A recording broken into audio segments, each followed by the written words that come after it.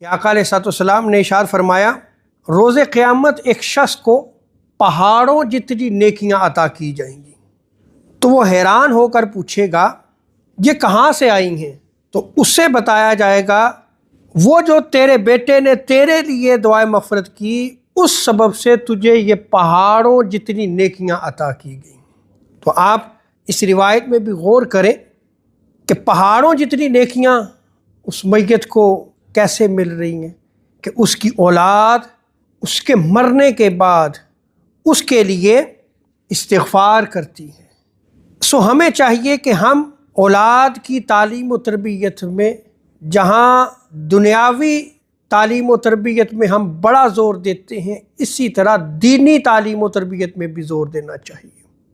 تاکہ اس دنیا سے جانے کے بعد وہ ہمارے لیے استغفار کریں، ہمارے لیے دعائے مغفرت کریں۔